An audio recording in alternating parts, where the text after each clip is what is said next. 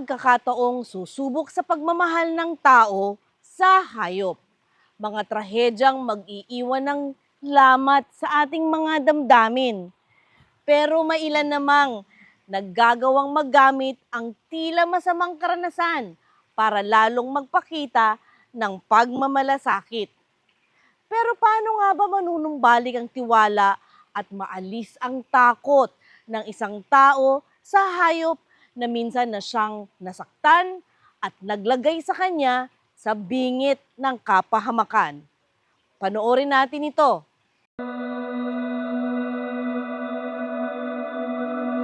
Gaya ng isang komplikadong makinarya, iba't ibang uri ng piyesa ang nagtutulungan upang matagumpay na maituwid ng Animal Kingdom Foundation ang bawat araw. Mahalagang tumpak at nasa ritmo ang kada galaw para sa epektibong operasyon ng isa sa pinakamalaking animal shelter sa bansa.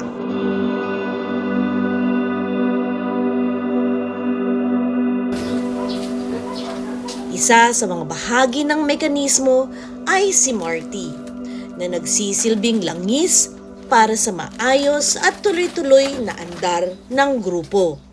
Mula sa simpleng buhay, naging ganap niyang propesyon ang pagsulong sa kapakanan ng mga hayop. Nagsisimula yung araw ko sa pag-check ng mga kennel, Break, Richard. check ng mga staff namin kung nakapasok sila, and yung mga dog trainers, handlers natin, kung tawagin ay mga kennel mate. Yung mga usual routine namin is day-to-day namin, cleaning, feeding, tapos monitoring, also mag-administer ng mga medicine, which is yung mga gumagawa naman din, yung mga vet site, yung mga veterinary team namin dito. Sa maghapon niyang pakikisalamuha sa mga rescued animals, sino nga ba ang mag-aakalang minsan na siyang nakaranas ng trahedyang may kinalaman sa mga aso? Way back when I was grade 6 that time, nakagat ako. So actually may stitch pa ako dito, tatlo. Tatlo yung tahi ko dito sa bunganga. Nung reaction ko that time is parang blanco na ako eh. Kasi nung pagkagagat sa akin, nung pagbibigay ko kasi ng plato, tapos I was able to refill again sana yung bowl niya. Then doon niya na ako kinagat. Tapos dumudugo na yung nguso ko doon. And then tumakbo na ako sa bahay namin. Dagdag pa sa tinamo niyang pisikal na pinsala, ang dagok ng kanyang pamilya na dulot ng banta ng rabies. Kinagat ka sa mukha, sa bibig pa, and very prone sa brain. Walang animal bite center dun sa municipality namin. So we need to travel pa kilometers away. 4 na munisipyo yung pagitan. Then para makapunta sa animal bite center. Yung tatay ko pa nga, napalit pa nga yung baboy niya para makatravel kami. Going doon sa animal bite center sa Capitol para makasurvive lang. Sa loob ng mahabang panahon, nabalot sa takot si Marty at lumayo ang kanyang loob sa mga aso. High school ako and college, ayoko na sa mga dogs. And parang 50 meters radius away, pag nakarinig ako ng barking ng aso, tahol, ganyan, medyo natatrauma na, parang may phobia na. Tatlo yung kinakaso na. Dahil sa hamon ng trabaho at responsibilidad na ibinigay sa kanya, ninais niya ang kapanatagan at lunas sa takot. Sinuri ni Marty ang kanyang masalimuot na karanasan sa isang bagong pananaw. Dito na rin niya napagtanto na hindi lang pala siya ang biktima sa mga nangyari.